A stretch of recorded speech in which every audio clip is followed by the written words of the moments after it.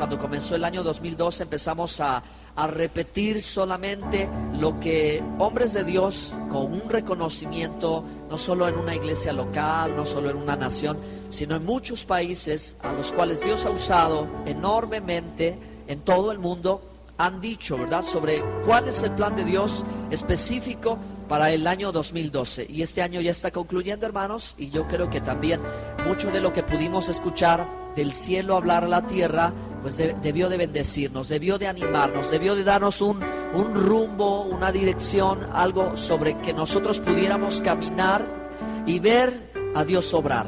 Amén. Entonces, Dios es Dios de planes, Dios es Dios de pactos, Dios es Dios de propósitos. No hay un día que exista simplemente por existir. Cada día forma parte de un plan hermoso de Dios.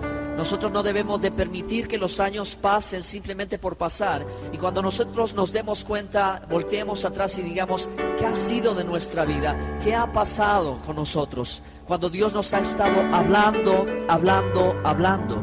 Por eso, hermanos, para nosotros ha sido muy importante poder comenzar un año con una palabra de bendición, con una promesa de Dios, con un decreto de Dios, de algo que Dios quiere hacer y que solamente nosotros necesitamos alinearnos o ponernos de acuerdo con Dios y decirle, sí, amén, Señor, lo que tú quieres hacer, hazlo. Yo quiero ser parte de eso, porque si vamos a estar junto con Dios, tenemos que estar de acuerdo con Dios, amén. ¿Sí?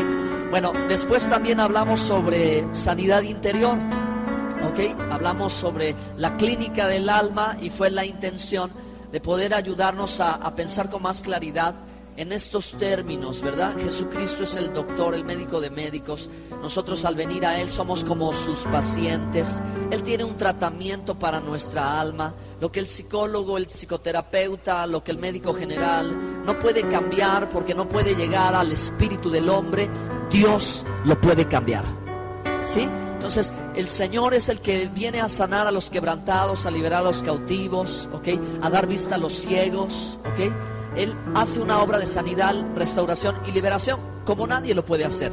Así que en esa temporada, hermanos, en este año 2012 que estuvimos, ¿verdad?, también invirtiendo semana con semana, domingo con domingo, para hablar sobre la necesidad nuestra de ser sanos. Yo espero en el Señor, ¿verdad?, que esa temporada usted y yo la hayamos aprovechado muy bien para darle al Señor nuestras cargas, nuestros temores, nuestros dolores y ser sanados. Que las cadenas que nos hayan atado hayan sido rotas. Que en verdad usted este año haya experimentado una liberación, ¿ok? Y como mencionamos, no solo porque un espíritu tenga que salir, sino porque la iglesia tenga que aprender a vivir de la manera, ¿verdad?, en que si el Señor me sanó, yo ya no necesito volver otra vez atrás y volver a estar en la condición espiritual en la que me encontraba, atado, depresivo, triste, angustiado, desolado, etcétera, etcétera. ¿Están aquí? ¿Amén? Entonces, bueno, ese fue otro de los temas, otra de las cosas a las que puntualizamos mucho, porque para, hermanos, nosotros poder servir a Dios requerimos, ¿verdad?, de estar sanos. Necesitamos estar sanos como personas, como individuos. Necesitamos estar sanos como familia. Me refiero a las relaciones entre padres e hijos. También necesitan estar sanadas, restauradas. Y necesitamos como iglesia también estar sanos. Que nuestro corazón no albergue dolor, rencor, odio. Necesitamos vivir y aprovechar esos tiempos que tenemos, ¿ok? Así que ministramos mucho sobre el perdón. En este año fue un año muy especial, porque llegamos al día del perdón pidiéndonos perdón, ¿ok? Entonces eso fue una grande bendición. Yo creo que cada uno de los que lo hicimos con todo nuestro corazón, con sinceridad. Bueno, después de eso, el domingo pasado recapitulé sobre el tema de oración, intercesión y guerra espiritual. Igualmente, hermanos, el año se nos fue ahora predicando esto, enseñando principios sobre oración, enseñando el ABC de la intercesión y mostrándoles, hermanos, creo yo, a mi sentir, un panorama más claro de qué es la guerra espiritual. Si realmente existe la batalla espiritual, si realmente existe la guerra espiritual, ¿de qué se trata? ¿Será que yo tengo que enfrentarme constantemente al diablo a un demonio, en fin, a ese tipo de cosas a las que a veces uno dice, pues no me interesa tanto eso, no me quiero meter en un tema como eso. Sin embargo, a la luz de la palabra de Dios, Pablo decía, no tenemos lucha contra sangre y carne, sino contra principados y potestades. Por eso es importante entender el mundo espiritual, porque hermanos, nosotros estamos en medio de una batalla espiritual. Tenemos un lugar que ocupar. Cuando nosotros nos convertimos a Cristo, automáticamente nos convertimos en soldados, en gibor, que es la palabra para decir valiente en hebreo, ¿verdad? Nos convertimos en guerreros de parte de Dios. Dios, en su plan maravilloso, Él había considerado, ¿verdad? Y nos llamó, nos había contemplado para que nosotros fuéramos partícipes de esa guerra. Pero una guerra espiritual es la guerra espiritual a la que somos llamados, es una guerra que lleva a diferentes niveles, ¿verdad? La primera batalla que usted debe de entender es la batalla interna que usted vive. La lucha contra sus propias limitaciones, la lucha contra sus propios temores, la lucha contra su propia carne, contra su concupiscencia, su debilidad. Y usted tiene que vencer esa lucha. Nadie más puede pelear esa batalla más que usted. Usted tiene que lograr vencer ese adversario que quizás sea el más grande al que usted se enfrente. Usted mismo. ¿Ok? Porque usted mismo dice hasta dónde pone su limitación. Usted mismo dice lo que no puede hacer. Usted lo determina, ¿verdad? Hasta dónde usted puede llegar. Y tiene que lograr vencer esas barreras autoimpuestas o impuestas por los demás sobre usted. Cuando las personas lo han juzgado a usted y lo han descalificado para algo, ¿ok? Usted tiene que superar todo ese tipo de cosas. Una lucha personal. Hablamos de dominio propio. El que se domina a sí mismo es capaz de dominar una ciudad. Es mayor que el que conquista una nación. El que se domina a sí mismo, ¿ok? Entonces, para una guerra espiritual, para colocarse en una posición de un soldado, usted necesita renovar su mentalidad, tener hábitos, buenos hábitos, tener mucha disciplina, vivir en el entrenamiento, porque al final, si usted responde al llamado de Dios en la batalla espiritual, Dios le va a dar una gran recompensa. Amén. Usted pelea la batalla de Dios, Dios pelea su batalla. Amén, así es. El Señor le enlistó a usted para usted ser un soldado que lucha legítimamente, no que hace trampas, sino que usted lucha legítimamente. Y en cada lucha hay una victoria, hermanos. Entonces Dios quiere traer victoria a nuestra vida y tendremos que luchar. No es un tema que nosotros le demos la vuelta. Tenemos que saberlo, tenemos que entenderlo. Y tenemos que también lograr colocar cada cosa en su lugar. Es decir, mucha gente magnifica al enemigo, magnifica al diablo, ¿verdad? Lo compara como si fuera un rival de Dios. Pero hemos aprendido algo, que Él no es rival de Dios. Porque Dios es omnipotente, omnipresente, omnisciente. Y el diablo es un ser creado, es un ángel caído. Es un ser que no puede estar en dos lugares al mismo tiempo, que no puede saber lo que usted piensa o lo que usted siente, a menos que Él logre sacarlo a usted, ¿verdad? De su dominio propio y Él vea y descubra lo que usted piensa y siente. Pero Él no lo puede saber. Por eso es un ser limitado, que no tiene comparación con Dios, pero que al final, en el plan perfecto de Dios, solo es un instrumento para que Dios sea glorificado. ¿De acuerdo? Entonces es bueno poner esas limitaciones y entender que los demonios y el diablo no están fuera de control. ¿Ok? A Dios no se le escaparon de las manos y ahora tiene que ver cómo los... No es así. Dios tiene todo bajo su autoridad y nada puede suceder sin antes, ¿verdad?, Dios lo permite. Amén, hermanos. Entonces, bueno, esa fue la intención de ayudarles a usted.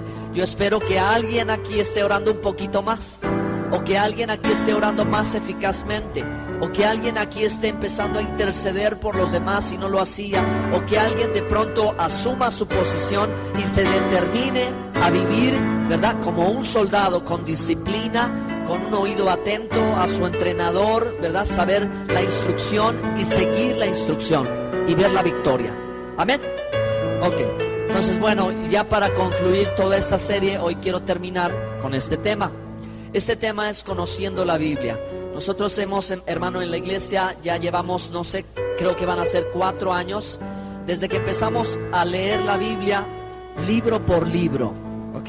O sea, empezar en Génesis y terminar en Apocalipsis. Todavía no hemos terminado, pero este año tuvimos, me parece, tuvimos la oportunidad de estudiar los evangelios y ahora continuamos con una sección del Nuevo Testamento que se llama Cartas a los Judíos, ¿ok? Nos falta otra parte que son las cartas a los gentiles y el final, con lo que concluye la Biblia con un libro maravilloso. Algunos lo usan como su libro devocional, aunque Apocalipsis parece un libro que infunde temor, porque nosotros interpretamos los hechos en una manera, pero el libro tiene mucho más que dar que solamente traer o intimidar a una persona, ¿ok? Entonces de eso le quiero hablar esta mañana. ¿Están listos? Diga conmigo, estoy listo. Ahora pregúntele a su hermano que está junto a usted, ¿ya estás listo? Muy bien. Entonces, vamos a empezar por aquí. La Biblia es la palabra de Dios. Hermanos, el libro más vendido, el libro más comentado, pero a veces el libro menos entendido, es la Biblia. Si nosotros, hermanos, crecemos en el conocimiento de la Biblia, hermanos, créame que nuestra vida espiritual va a tener un cimiento muy grande, ¿ok? Nuestra fe está fundamentada en lo que la Biblia dice, ¿ok? La Biblia es nuestra norma de fe y conducta. Todo lo que dice la Biblia es lo que nosotros creemos. Y nosotros tenemos la necesidad de escudriñar la palabra de Dios. Y necesitamos, hermanos, llegar a entender mejor la herencia, el regalo, el legado que nos dejaron nuestros antepasados. Y principalmente, hermanos, quiero decir, Dios entregó su palabra al hombre. Así que si el hombre ignora su palabra, va a ignorar la voluntad de Dios. Pero si el hombre conoce la Biblia, va a conocer la voluntad de Dios. El 95% de los planes de Dios para tu vida, de la voluntad de Dios para tu vida, está en la Biblia. Y a veces nosotros vivimos, Señor, ¿cuál es tu voluntad para mí? Nos preguntamos con razón, porque hay aspectos personales en los que no sabemos qué es lo que Dios quiere. Pero eso solo es el 5% de lo que Dios te va a revelar, de lo que Dios te va a descubrir. Pero el resto, ¿verdad?, de cuál es su perfecta y buena voluntad, ahí está en la Biblia, ¿ok? Solo necesitas abrir la Biblia y empezar a leer la Biblia para descubrir cuál es el propósito de Dios para tu vida. Amén. Entonces, hermanos, vamos a empezar leyendo este versículo de Jeremías 31, verso 33. Y hoy voy a hablar sobre el Nuevo Testamento. ¿Qué le parece? En pocas ocasiones se toma el tiempo para esto, cuando es una cosa fundamental. Lo damos por hecho que la gente ya sabe mucho de la Biblia, y a veces por la comezón o la curiosidad de oír, empezamos a tomar otra dirección y empezamos a meternos en otros terrenos que ya no corresponden tanto a lo que la Biblia tiene la intención de decirnos. La Biblia, hermanos, es la verdad. Escúchenme, la Biblia no es un libro de ciencia, la Biblia no es un libro de magia, la Biblia no es un libro de descubrimientos, ¿ok?, o de simples reglas. La Biblia es la palabra de Dios viva y eficaz. Pero la ciencia tiene su confirmación en la Biblia, ¿ok? Sí, lo que verdaderamente es verdad sobre este universo y la creación está confirmado con la Biblia. La Biblia tiene datos científicos, datos arqueológicos, datos exactos, datos matemáticos, ¿ok? Mucha información, pero no es la intención de la Biblia simplemente darte a conocer eso, sino la intención de la Biblia es mostrar el plan eterno de Dios de redención para la humanidad. Debes saber cuál es el propósito de la Biblia, porque en cierto momento alguien puede tomar la Biblia para justificar cualquier cosa, ¿ok? Un texto fuera de contexto sirve de pretexto para lo que quieran. Por eso, hermanos, como iglesia, como cristianos, como creyentes, nosotros debemos de entender claramente cuál es el propósito de la Biblia.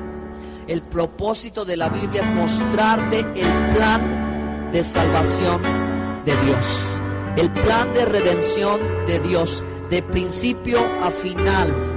¿Ustedes conocen ese plan? ¿Sí lo conocen?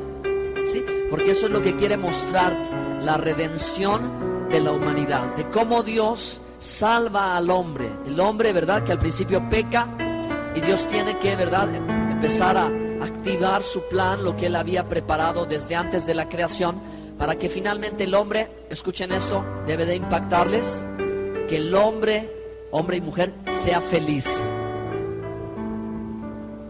¿Sí? Nos debe de caer el 20. Dios desea que seamos felices, y Él sabe lo que Él nos puede hacer a nosotros verdaderamente felices. ¿Ok? Entonces aquí empieza a desarrollarse todo el asunto. Entonces nosotros hoy quiero enfocarme hacia el Nuevo Testamento. El Nuevo Testamento, hermanos, es la traducción de una palabra griega, y obviamente comenzó con una palabra hebrea. En hebreo el Nuevo Testamento se dice Brit Hadassah. A ver si ustedes pueden repetirlo. Brit Hadassah. Brit Hadassah, que quiere decir nuevo pacto. En el sentido más literal es un nuevo pacto. Y entonces, hermanos, si nosotros empezamos a conectar la Biblia, que es Antiguo Pacto y Nuevo Pacto, vamos a ver que el Nuevo Pacto ya Dios lo había anunciado desde antes, ¿ok? Dios ya había hablado por medio de los profetas que establecería un pacto con su pueblo, ¿ok? Y eso es lo que Jeremías dice. Léanlo, por favor.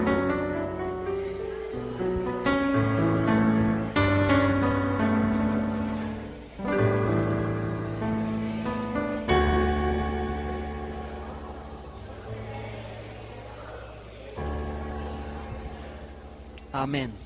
Entonces es por boca del profeta Jeremías, en el tiempo en que casi Israel ya va a llegar el cautiverio, que Dios anuncia que establecerá un pacto. Dios es Dios de pactos, y Dios ya había establecido diversos pactos a través de la Biblia. De hecho, hay 7 pactos que se reconocen en la Escritura, ¿verdad?, que Dios ha establecido con los hombres.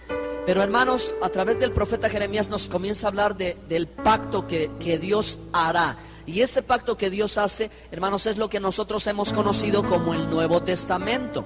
El Nuevo Testamento es el pacto que Dios estableció, o el nuevo pacto que Él hizo. Ahora, Jesucristo dice, ¿verdad?, cuando Él está en la última cena, celebrando la cena de Pascua con sus discípulos, y está a horas de ser entregado, cuando alza la copa y dice: esta es la copa del nuevo pacto. Así que en este momento, hermanos, el Señor nos está confirmando que este pacto que Dios estaba hablándole al pueblo de Dios se está cumpliendo por medio de la sangre de Cristo Jesús. Amén. Entonces, el nuevo pacto, el Nuevo Testamento, hermanos, Jesús dice: este es el nuevo pacto, este es el Brit Hadashah que establezco con vosotros por medio de su sangre. Eso es el resumen, ¿verdad?, o la parte central, o donde comienza, o donde verdaderamente hay nuevo pacto, o donde hay pacto. Entonces, antiguo pacto y nuevo pacto. El antiguo pacto estaba sustentado a través de la ley de Moisés, pero el nuevo pacto está sustentado a través de la sangre de su Hijo Jesucristo. Amén. Entonces, para que podamos nosotros comenzar a comprender cada vez con mayor claridad lo que va a acontecer posteriormente a que el Señor Jesucristo muere crucificado en el madero, pero resucita al tercer día, y Él les encarga a sus discípulos de ir y predicar el Evangelio. Entonces, son palabras importantes que nosotros tenemos que entender en el contexto correcto. Pero solo voy a afirmar lo que el profeta Jeremías dice. Pongan atención, para que nosotros podamos saber quién vive bajo el nuevo pacto y quién realmente ha sido, ¿verdad?, redimido, y quién realmente está unido a Dios en pacto, en alianza. Pacto es acuerdo, pacto es alianza, ¿ok? Es la palabra más correcta para definir antiguo pacto y nuevo pacto, que se ha traducido Antiguo Testamento y Nuevo Testamento. Pero el pacto que Dios ha hecho, hermano, con nosotros por medio de Jesucristo, ha sido un pacto definido por Él. Amén. Los pactos no los definimos nosotros, los pactos los define Dios. Dios dice en la manera en que el pacto se hará. Nosotros quisiéramos encontrar una forma de hacerlo, pero Él ya lo determinó. Él desde el Antiguo Testamento ya lo dejó entrever de cómo, ¿verdad? Alguien tomaría nuestro lugar por cuestión de pecado y nos redimiría con su sangre. ¿Vamos bien? ¿Ok? Dice la Escritura, ¿verdad? Dice, pero este es el pacto con la casa de Israel. Daré mi ley en su mente y la escribiré en su corazón, y yo seré ellos por Dios y ellos me serán por pueblo. En el Antiguo Testamento, hermano, las tablas de la ley estaban fuera, ¿verdad? Estaban escritas precisamente en piedra, ¿verdad? En piedra. Pero a través de este nuevo pacto, un acontecimiento distinto ocurre en la vida del ser humano, porque las tablas ya no estarán afuera, las tablas estarán dentro del corazón. Hay algo muy relevante, hermano, que por medio de Jesucristo sucede en nuestras vidas. Y tú puedes darte cuenta que tú experimentas un nuevo nacimiento, una regeneración o una transformación en tu ser, y que verdaderamente la obra de Cristo en tu vida ha llegado a ti. Tú te has arrepentido de tus pecados, tú le has pedido perdón a Dios, Dios te ha perdonado y la sangre de su Hijo Jesucristo te ha perdonado. Pero tú te das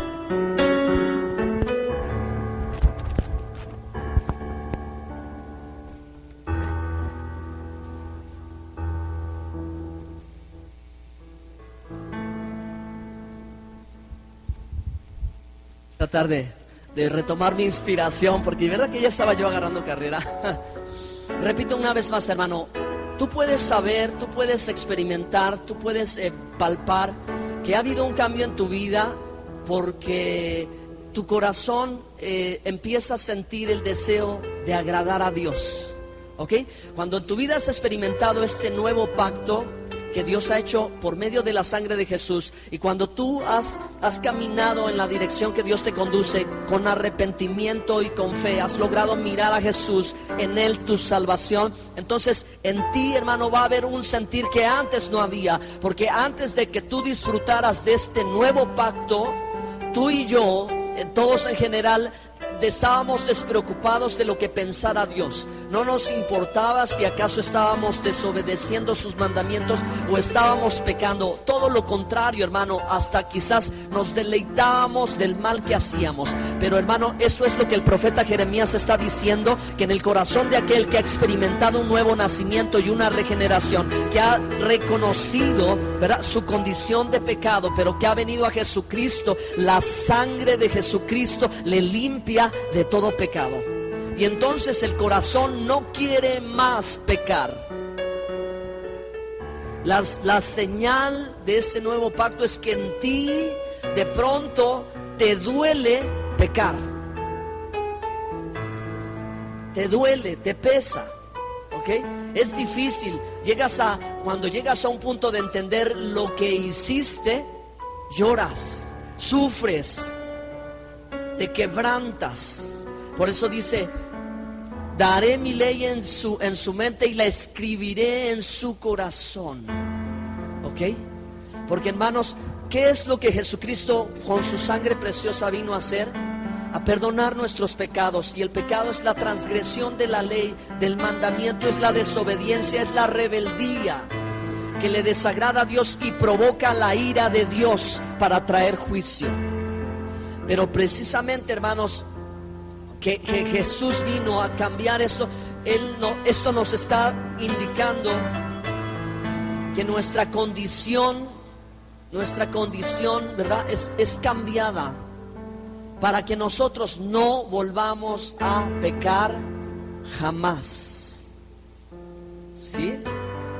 Porque Jesucristo no puede volver a morir otra vez, porque ya Él nos redimió, ya Él nos salvó, y nosotros no podemos volver a acceder otra vez a vivir en la misma condición que vivíamos, por lo cual Jesucristo tuvo que venir y hacer ese pacto de redención, ¿ok?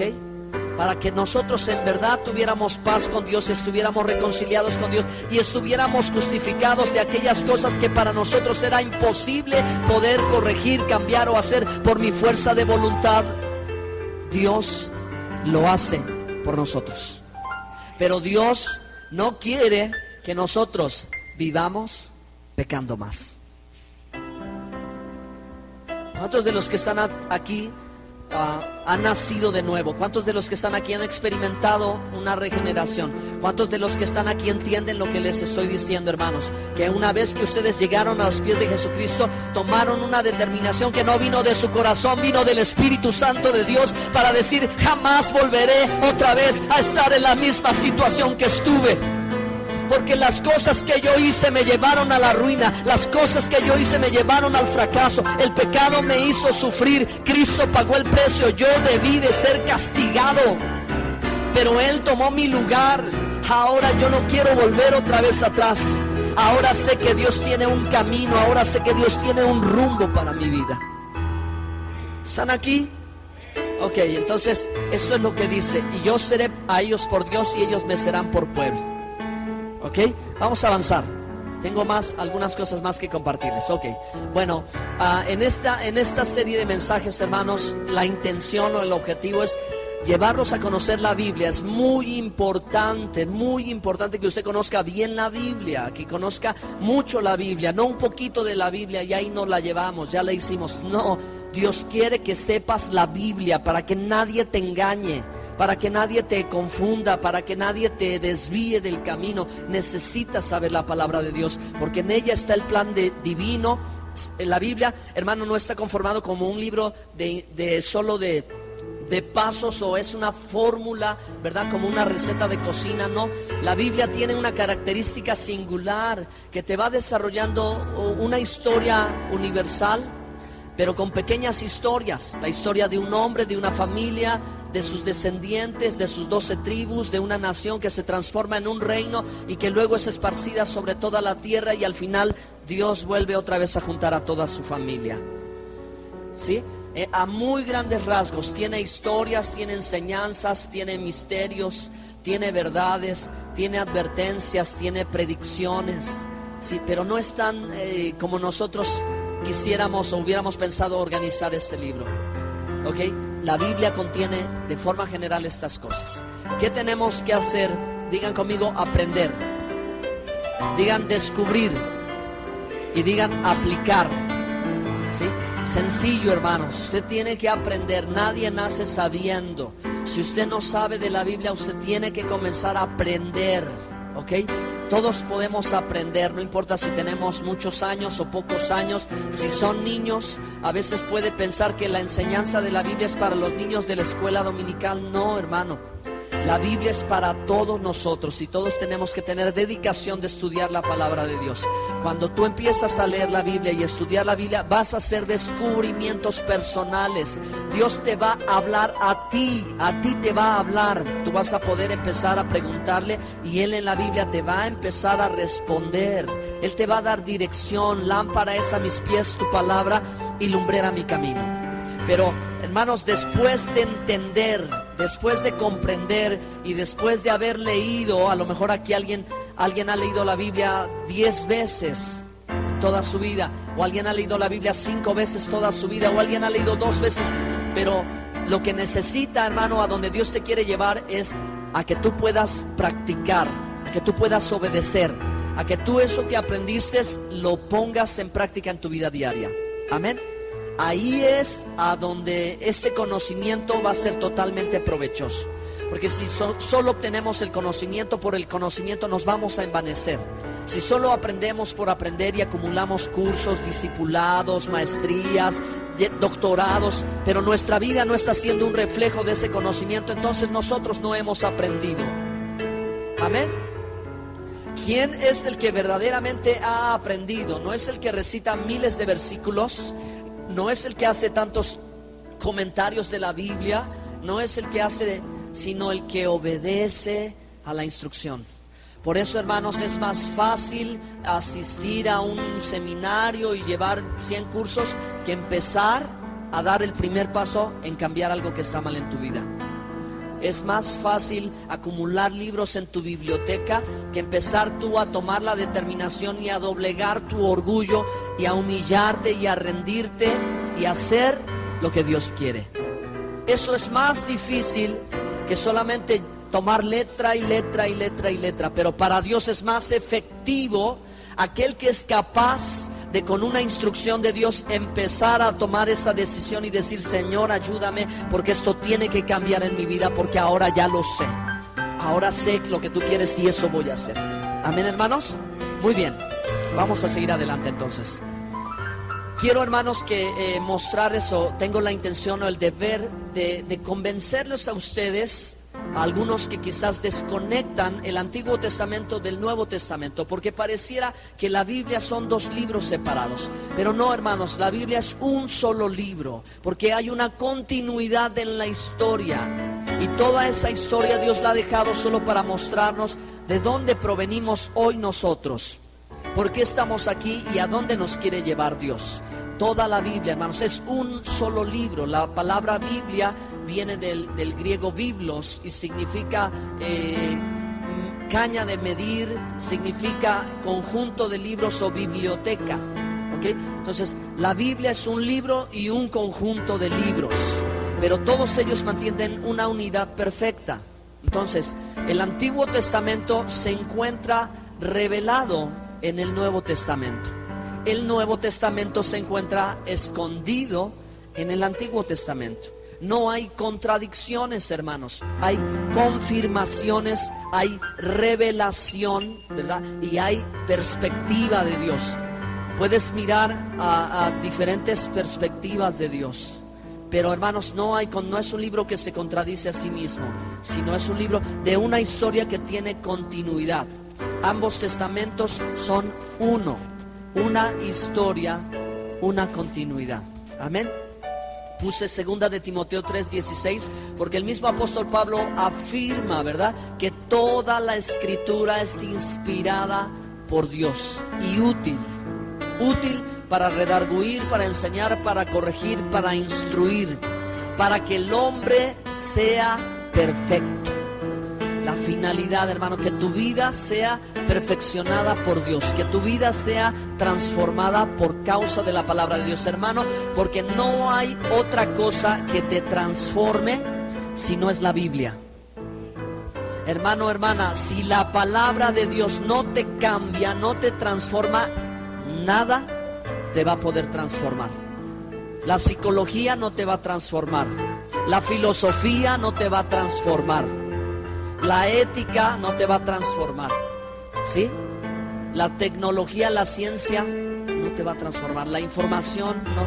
Es la palabra de Dios, porque la palabra de Dios penetra hasta partir, discierne los pensamientos, las intenciones del corazón y llega hasta los huesos. Amén. ¿Sí? Amén. Si la Biblia no te transforma, las pláticas motivacionales no lo van a hacer. Te van a animar un poquito, pero después las cosas van a ser igual.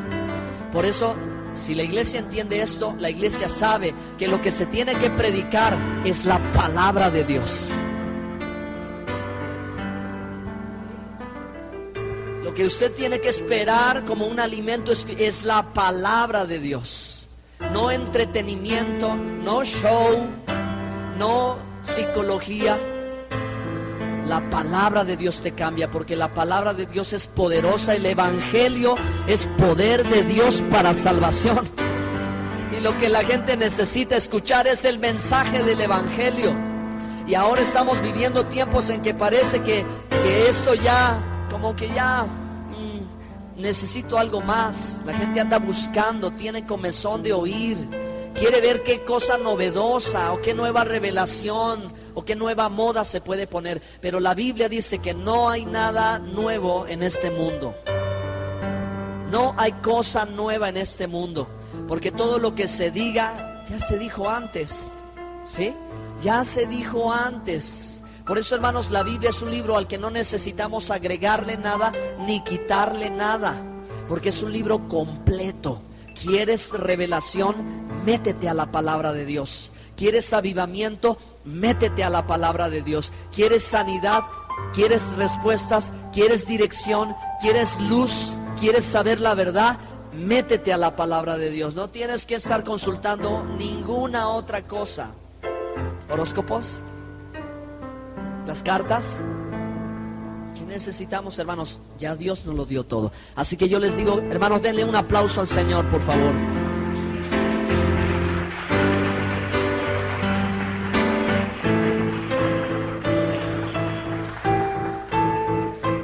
Aleluya. Bueno, hermanos, ¿dónde comienza el Nuevo Testamento?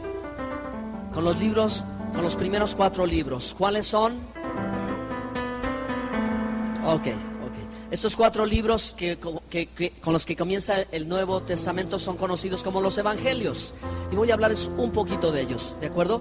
Para repasar, para recordar, ¿ok? Entonces, la palabra evangelio viene del griego evangelión. ¿Por qué citamos mucho el griego o por qué citamos el hebreo? Bueno, porque usted tiene que entender, hermanos, que los idiomas conocidos de cómo se escribió la Biblia o qué se emplearon para la Biblia y las futuras traducciones, fue primero el idioma hebreo, ¿ok? El Antiguo Testamento hebreo. Después el Nuevo Testamento afirman algunos que se escribió en griego. Se utilizaron las palabras griegas para su escritura. Mi opinión personal, hermano, es que hubo hebreo, que hubo cartas hebreas, ¿ok? Es mi opinión personal.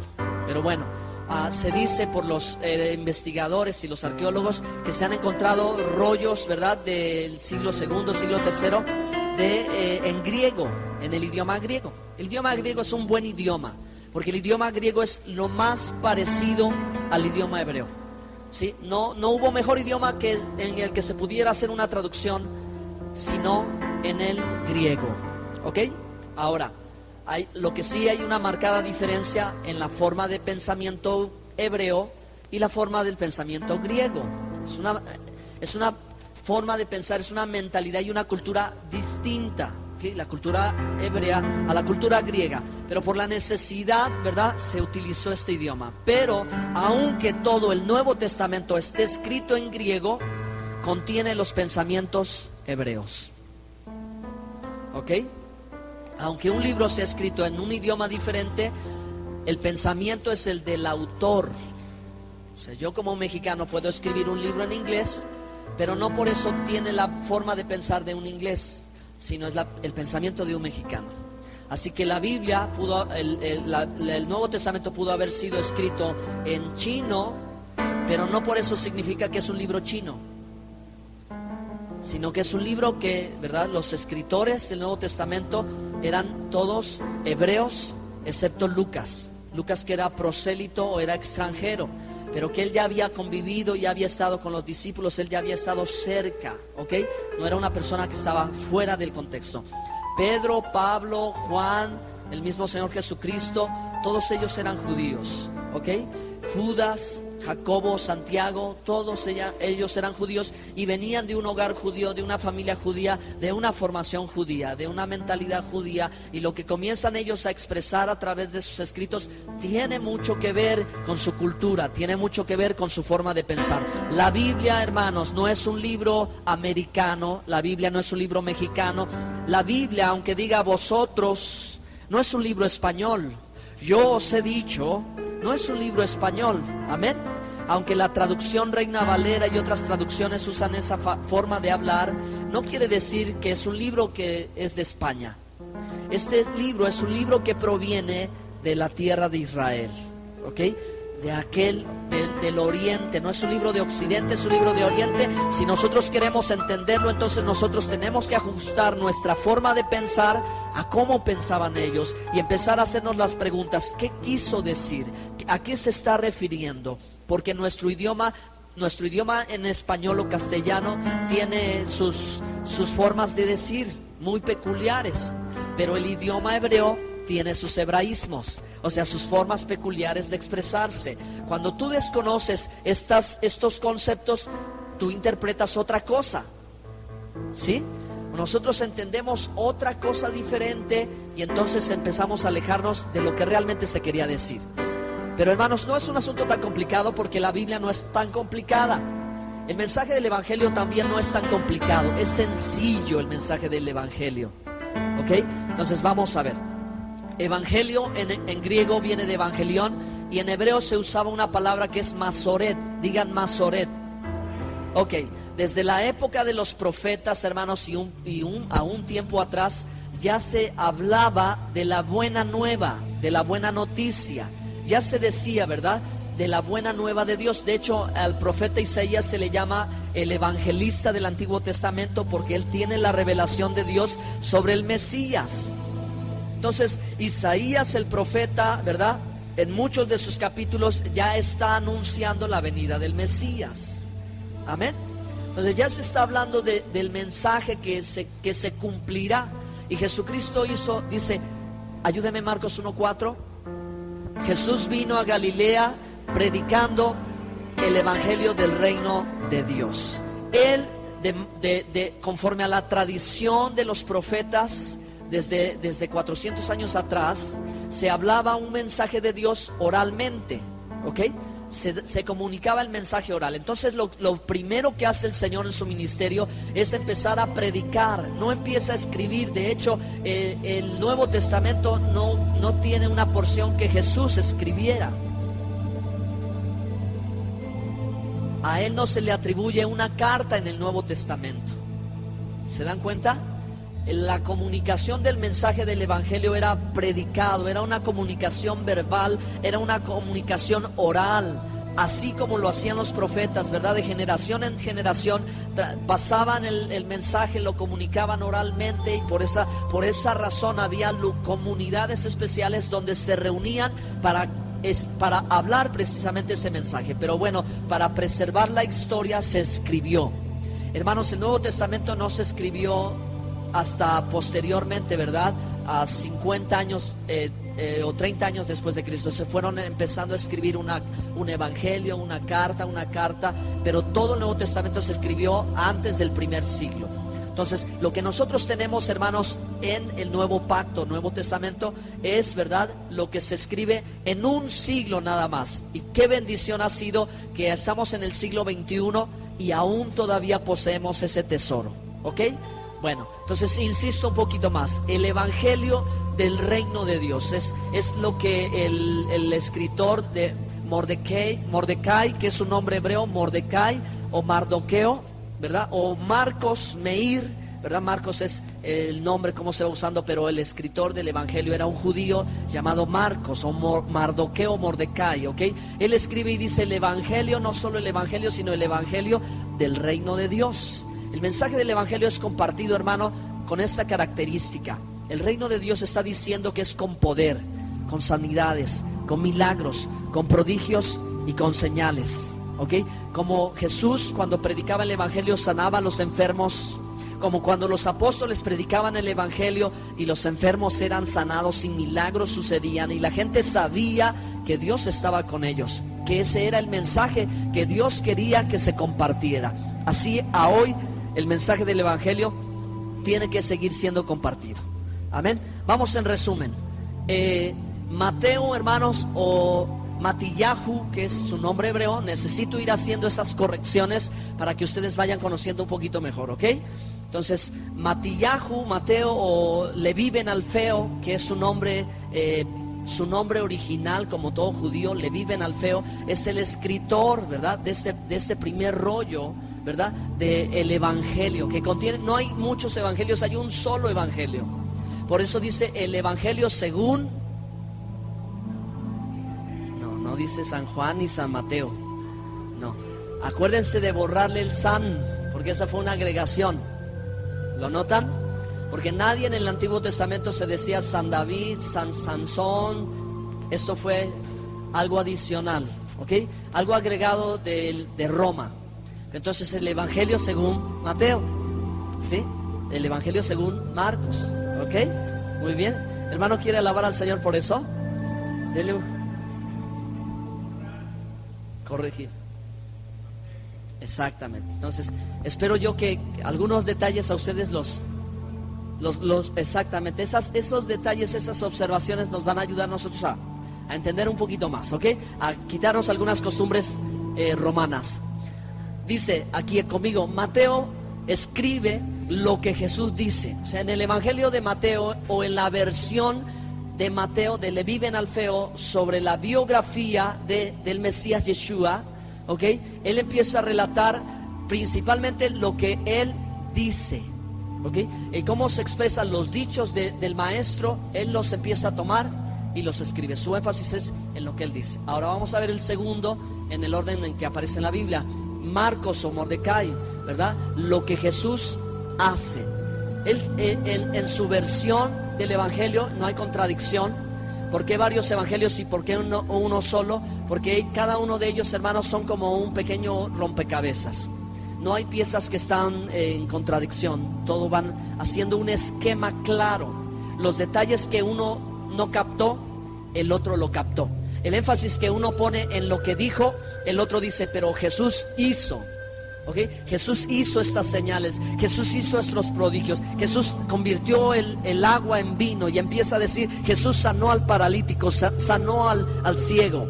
Hace énfasis en lo que hace.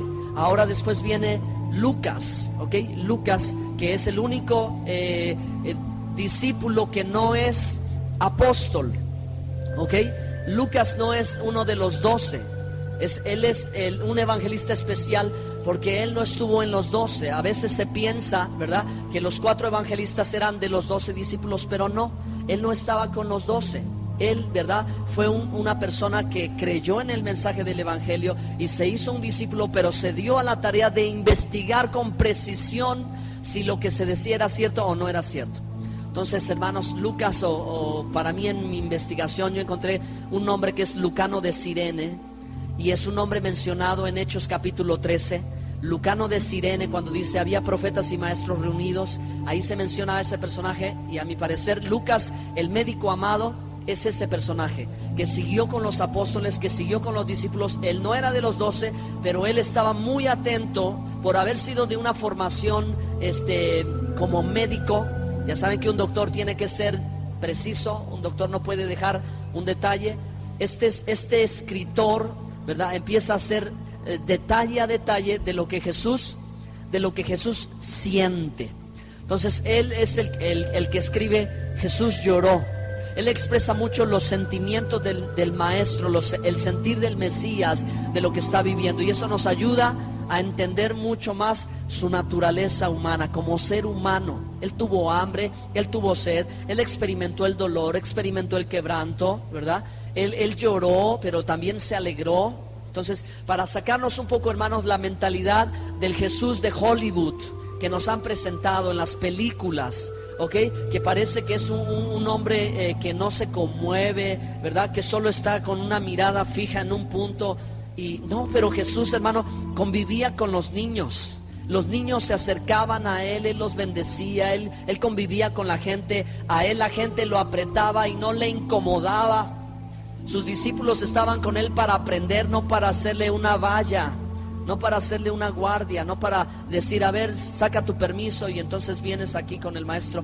No, él convivía con la gente. El que quiera le gritaba, Yeshua ben David, ten misericordia de mí, ¿sí?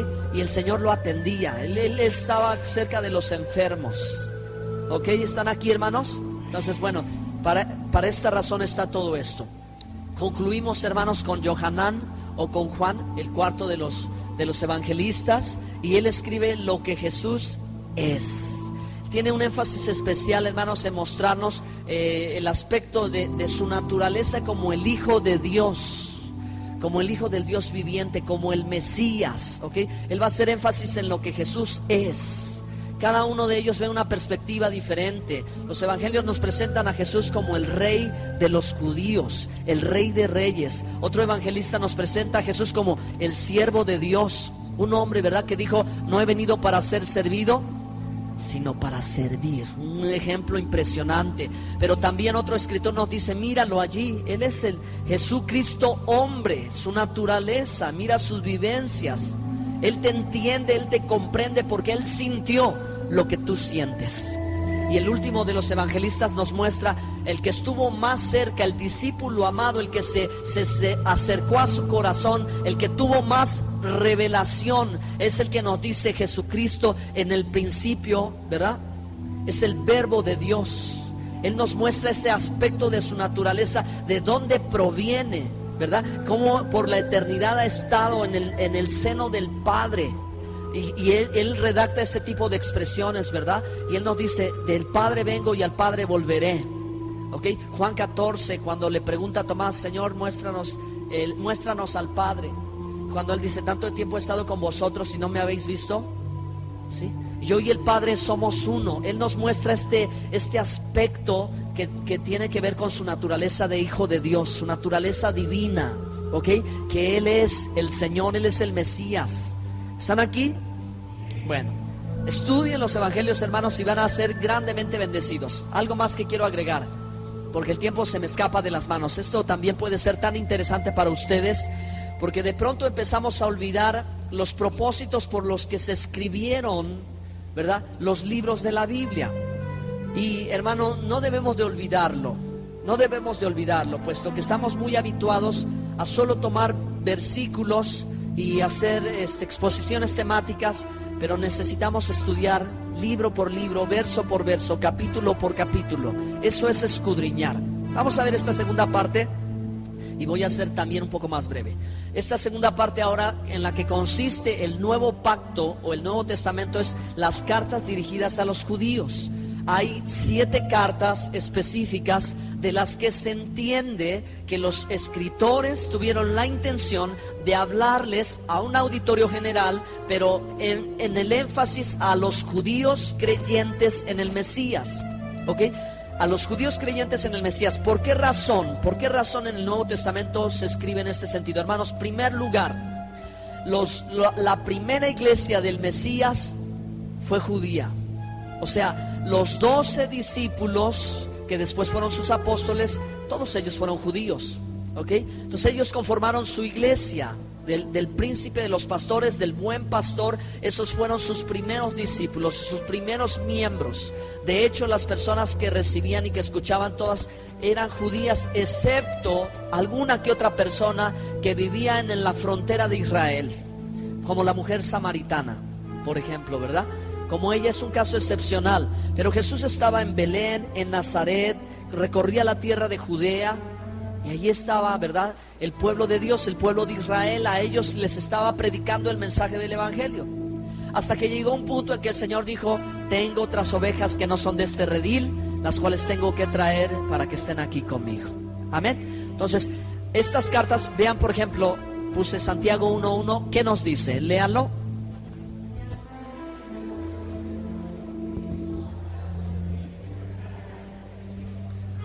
Amén. Santiago, vamos a hacer las correcciones. Y el nombre de Santiago es una transliteración o un cambio que sufrió con el paso del tiempo del nombre de Jacobo o Jacob. El nombre correcto es Jacob, y él es Jacob ben Yosef, o sea, Jacobo, el hijo de José, el hermano menor de Jesús. Amén. Como lo dice el libro de Gálatas, ¿verdad? Este Santiago es el Santiago de Hechos 15, que él es el jefe del concilio de Jerusalén en el año 50. Amén. Es importante toda esa serie de datos para que nosotros, hermanos, empecemos a comprender cómo, ¿verdad?, la presencia del Señor Jesucristo, y a la vez de la familia de Él, está teniendo una poderosa influencia en el desarrollo de la historia de la iglesia. Porque Juan el Bautista es primo de Jesús, ¿verdad? Jesús comienza su ministerio, ¿verdad? Y entre los 12 no están sus hermanos, pero cuando ellos empiezan a darse cuenta que Jesús no es solo su hermano, ¿verdad?, por parte de su mamá, sino ese es su Señor, Él es su Mesías, su Salvador. Ellos empiezan, ¿verdad?, a entender, ¿verdad?, la bendición tan grande que tuvieron de convivir con Él. Porque Jesús fue un bebé, Jesús fue un niño, Jesús fue un joven hasta los 30 años que comenzó su ministerio. Amén. Entonces hay gente alrededor de Él que tiene contacto con Él, que lo mira, que lo observa, ¿ok? La Biblia no nos relata tanto esto, pero él desarrolla una vida dentro de su casa en Nazaret con su padre. Lucas capítulo 2, estaba sujeto a su padre. Por eso él era conocido como carpintero, porque era el oficio de la familia. Su padre, ¿verdad? Era carpintero y él aprendió el oficio de la familia y trabajó como carpintero hasta los 30 años de edad, cuando comenzó su ministerio, su servicio a Dios. Entonces, hermanos, su hermano menor Santiago, ¿verdad?, cree y reconoce a Jesucristo como el Señor. Por eso dice aquí Jacob, siervo de Dios y del Señor Jesucristo. No dice de mi hermano, que yo lo vi, que conviví con él en la casa, con mis hermanas, puesto que el Evangelio de Marcos dice que tenía hermanos y hermanas, ¿ok? Jesús tenía hermanos y hermanas. Él fue el primogénito en la casa, pero después hubo más, ¿ok? Hubo más, y se dan los nombres de sus hermanos, Judas, ¿verdad?, Jacobo, ¿verdad? Ahí se dan los nombres, y sus hermanas. Bueno, entonces vamos ahora a esta parte, a las 12 tribus. Hermanos, ¿qué nación, qué reino o qué pueblo en la historia universal estuvo conformado por 12 tribus? El pueblo de Israel, ¿ok? Por eso, hermanos, es necesario el conocimiento del Antiguo Testamento, porque si nosotros, como algunos acostumbran decir, solo el Nuevo Testamento y el Antiguo ya no, entonces no sabemos por qué razón se les está escribiendo a ellos una carta, a las 12 tribus que están en la diáspora, en la dispersión. ¿Okay? ¿Qué pueblo fue sacado de su tierra y esparcido sobre toda la tierra? ¿Dónde sabemos eso? En el Antiguo Testamento. En el Antiguo Testamento se nos dice que ellos fueron llevados cautivos, sacados en cautiverio, pero que los profetas dijeron que Dios restauraría otra vez las 12 tribus. Amén. Cuando tú lees el mensaje de Pablo, Pablo también hace cierto énfasis en esto, aunque Pablo tiene la tarea de hablar a judíos y gentiles. Pero Pablo dice, yo sufro estas cadenas por causa de la esperanza de nuestros padres, que esperan ser restauradas nuestras 12 tribus. Entonces, hermanos, en esencia, parte del mensaje del Evangelio no solamente tiene que ver con la salvación de la humanidad, sino con la restauración del pueblo de Israel. Porque ese es el mensaje, y el pueblo de Israel desde el Antiguo Testamento es el primero que escucha sobre restauración. Los profetas le dicen, Dios va a restaurar otra vez la casa de David.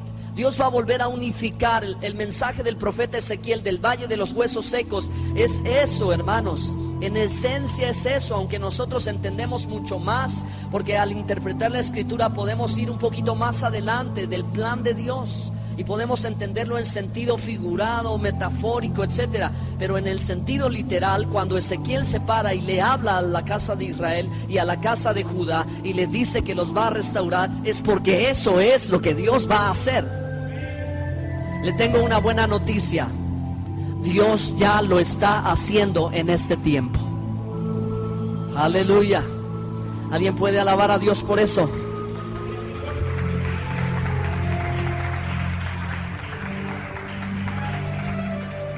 ...15 de mayo de 1948... en un día Dios hizo una nación. Ya estaba profetizado, alguien había dicho, ¿podrá Dios levantar una nación en un día? En ese día, hermanos, la nación de Israel se conformó. Han pasado 64 años donde esta nación ha florecido, ha crecido. Israel es el reloj profético de Dios, hermanos. A través de Israel nosotros vemos que Dios existe. ¿Ok? Porque el pueblo de Dios, el pueblo de Israel, después de 6,000 años de historia, todavía existe. Amén. Todavía, y es una evidencia de que el Dios de Abraham, el Dios de Isaac, el Dios de Jacob, el Dios de Israel es el único Dios. Amén. Israel tiene un papel importante en la historia ayer, hoy y mañana. Romanos capítulo 11, verso 25 y 26 dice el apóstol Pablo, Dios restaurará, salvará a todo Israel. Entonces en Apocalipsis todavía se mencionan las 12 tribus, hermanos. Los 144,000 que se ha interpretado erróneamente son solamente, hermanos, descendientes de las 12 tribus de Israel.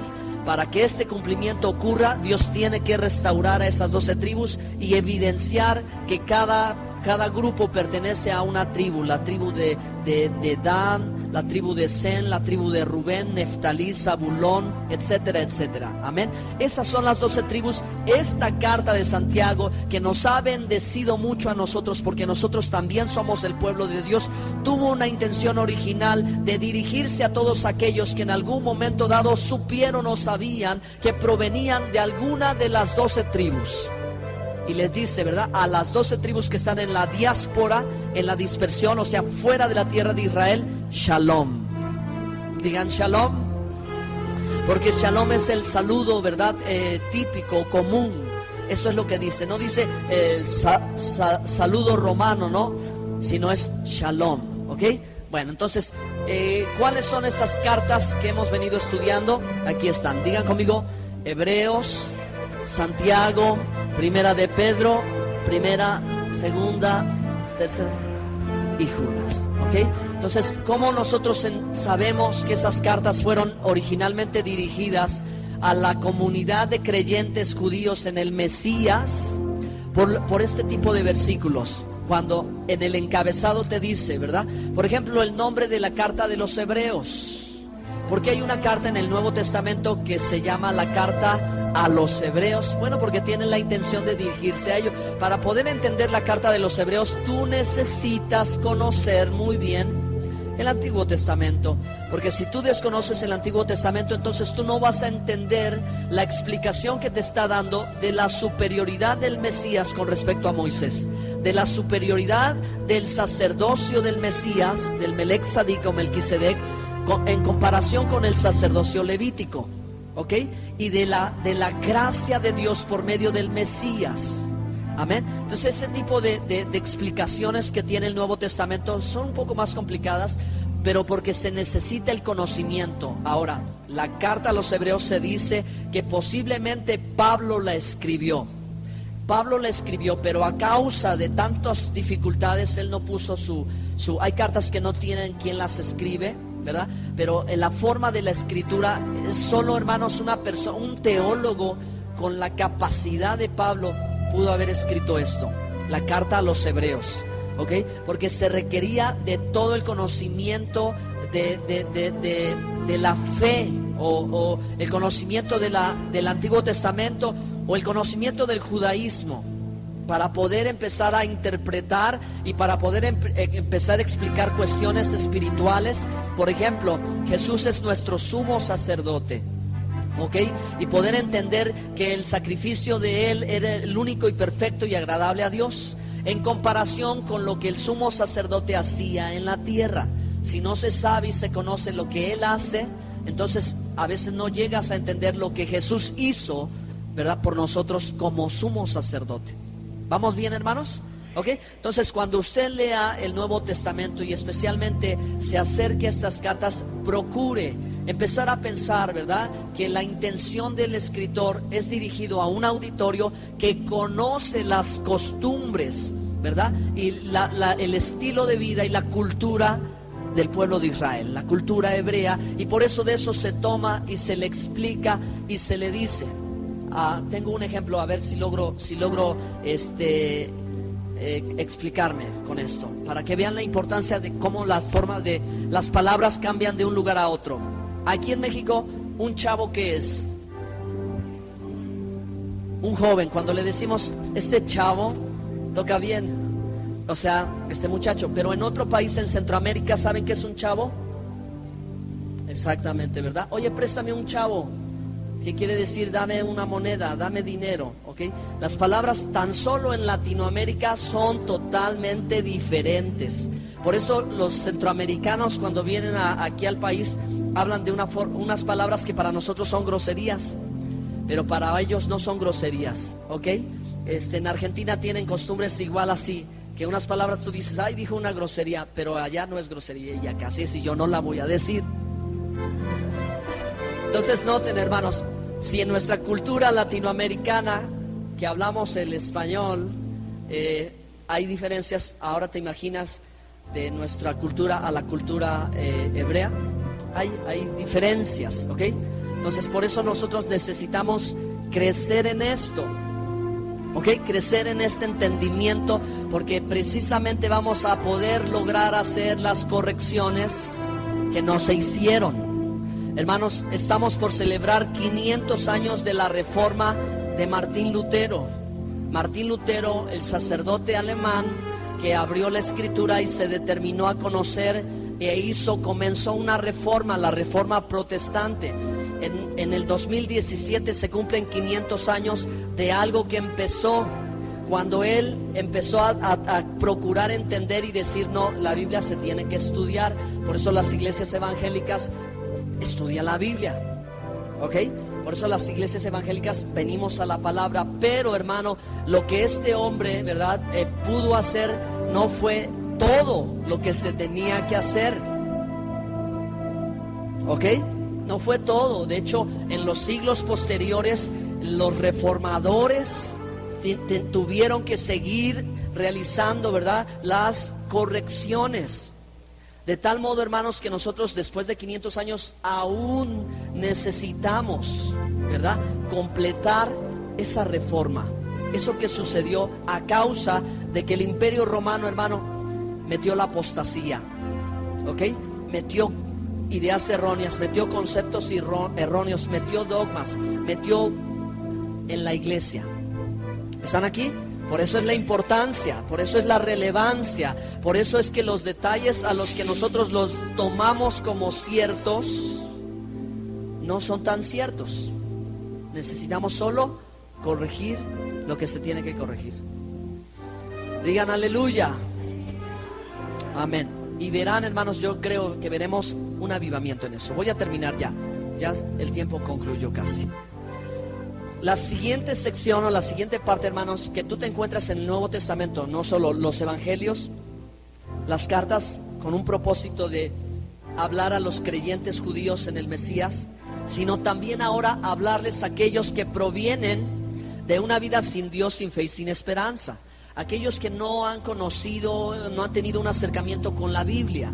A esas personas que no saben nada, pero que de pronto al escuchar el mensaje del evangelio nació una luz y de pronto dijeron: esto me toca mi corazón, esto me conmueve, esto me atrae, hay algo que yo tengo que lograr, vencer, superar, salir de la idolatría, salir del paganismo, salir del mundo, porque esto es algo que tiene que ver conmigo. No sé cómo, no sé por qué. Los gentiles, amén. Hay cartas especiales y Pablo escribió 14 cartas dirigidas a los gentiles, a un auditorio que le tiene que hablar en una forma que pueda entender, no exactamente las mismas palabras que se le hablaron a los judíos, sino ahora él va a tratar de darse a entender de la mejor manera posible, a fin de que ambos sean un solo pueblo. Ambos, me refiero a judíos y gentiles, porque Romanos 1:16 dice: no me avergüenzo del evangelio, que es poder de Dios para salvación a todo aquel que cree, primeramente judío y al griego, o sea, al gentil también. El mensaje del evangelio no está entregado solo al judío, sino también al gentil, a todo aquel que quiera, ¿verdad? Pero Pablo se va a dar a entender, y ayúdenme a leer este pasaje, Gálatas 2:7, ¿sí?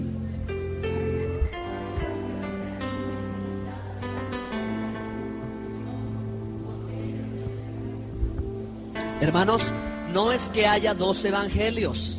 Lo que pasa es que hay dos tipos de gentes distintas en el primer siglo, en la época que los apóstoles tienen que predicar. Y el mensaje del evangelio no tiene que quedarse encerrado en la tierra de Israel. El mensaje del evangelio tiene que llegar hasta el fin del mundo. Jesús dijo: id y predicar el evangelio, ¿verdad?, a todo lugar. En otro pasaje dice: me seréis testigos en Judea, Samaria y hasta lo último de la tierra. ¿Ok?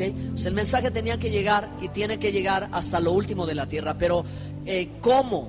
Bueno, hay un grupo que conoce, ¿ok?, sobre la Biblia, pero hay otro grupo que no conoce sobre la Biblia. ¿Y cómo los vamos a instruir aquí? Y aquí Dios es sabio, porque Dios le encarga al erudito ir a los que no saben nada, y le encarga al que sabe un poquito ir con los que saben mucho.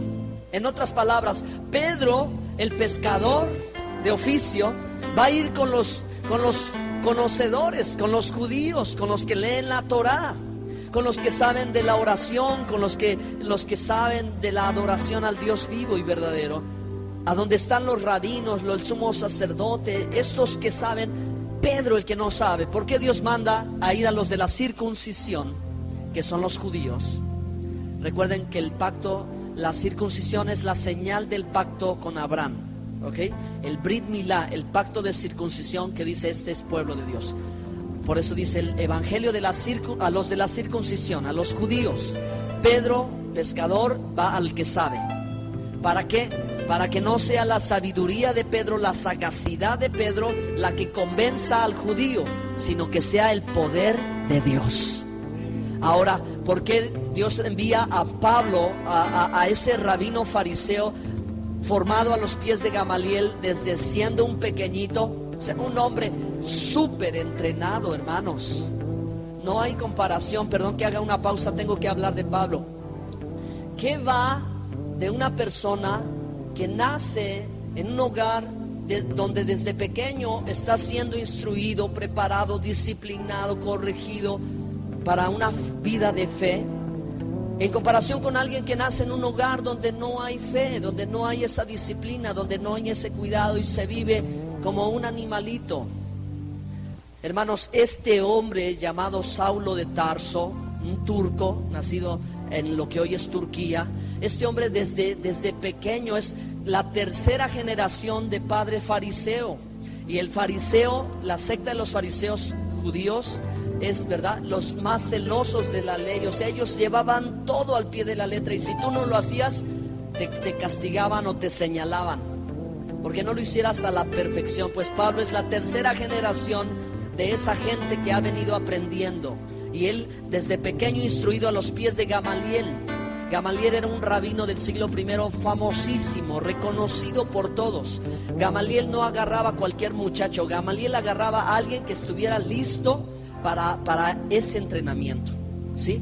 Alguien que estuviera bien alerta, que no se le durmiera en la clase, que no se le distrajera, que no fuera a ver las caricaturas, el internet, el videojuego. Digan los niños, digan amén. Que no quisiera pasar 3 horas en el Nintendo, en la chateando. Pablo, desde que se levantaba hasta que se acostaba, estaba pegado a la palabra, pegado a Gamaliel, su padre, su papá. Así era considerado su maestro, su papá. Este hombre que sabía toda la palabra de Dios, de pronto se encuentra en un dilema en que él está haciendo cosas en contra de la voluntad de Dios. Y entonces su vida cambia cuando el Mesías se le revela, se le manifiesta, y su vida cambia, ¿verdad? Y entonces, ¿por qué Dios hizo eso? ¿Sabe por qué Dios hizo que este hombre tuviera toda esa formación? Y de pronto, ¿verdad?, le mostrara y le dijera: estás equivocado, Pablo, ¿verdad? Estás persiguiendo al autor de la fe, ¿ok? Dura cosa te es dar cosas contra el aguijón. Yo soy Yeshua, el Mesías. Yo soy Jesús, el Mesías, a quien tú persigues. ¡Wow! Con toda mi sabiduría, con toda mi inteligencia, no me di cuenta. Sí, así sucede. No me di cuenta que estaba equivocado, y su vida cambia. 17 años de formación ahora para entender. 4 años en el desierto de Arabia. 13 años, hermanos, él tomando tiempo a solas. Porque eso dice Pablo en sus cartas, ¿verdad? Que él no corrió con los apóstoles y les dijo: oiga, Jesús se me apareció. No, él se fue al monte Sinaí, en Arabia. Eso es lo que él se fue a encerrar, a la cuna, al seno de donde se empezó a manifestar el poder glorioso de Dios. Estoy emocionado, hermano, por las cosas que este hombre fue capaz de dejar al haber recibido una revelación tan valiosa, y al haber tomado la determinación de meterse allí al monte Sinaí, donde se recibió la Torá, los mandamientos, la ley de Moisés, y encerrarse en una búsqueda íntima con Dios. Pablo no recibió el evangelio de la boca de Pedro ni de la boca de Juan, él lo recibió del mismo Mesías. Este hombre ahora no solo tiene una formación disciplinada en la palabra, ahora tiene al Mesías y tiene todo lo que se necesita para, hermano, ir a impactar a todo el mundo entero. Pablo, hermano, entonces con esa preparación empieza, hermanos, a trabajar, a hacer 4 viajes misioneros en 20 años. Pablo no siguió los viajes porque lo mataron, porque si Pablo hubiera seguido viajando, él hubiera llegado a América, hermano, a traer el mensaje del evangelio. En 20 años, 4 viajes alrededor de la tierra conocida. Él tenía planes de llegar a España, pero no lo pudo hacer. Muere en Roma, pero antes de morir deja, hermanos, este legado, estas cartas impresionantes. Su obra maestra es la carta a los romanos, hermanos. La carta a los romanos es su obra teológica más impresionante, hermanos, de todo lo que él, el hombre tan inteligente, viene a decirle a los parvulitos. El graduado de Harvard es mandado por Dios a los parvulitos, a los que no saben, que necesitan la lechita espiritual. Pero ¿por qué Dios hizo eso? Para que no sea la sabiduría del hombre, sea el poder de Dios que haga la obra. Dele un aplauso al Señor, hermano. Aleluya.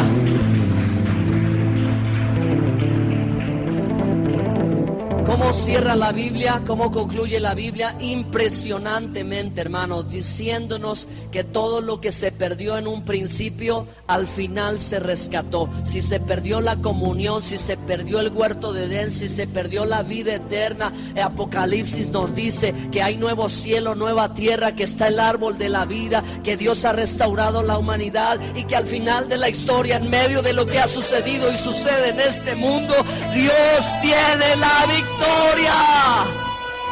Amén. Oh Dios, gracias. Amén. Hermano, el libro de Apocalipsis es un libro que nos dice Dios vence. Es un libro que nos dice como las historias de cuentos de hadas, y todos fueron felices. Amén.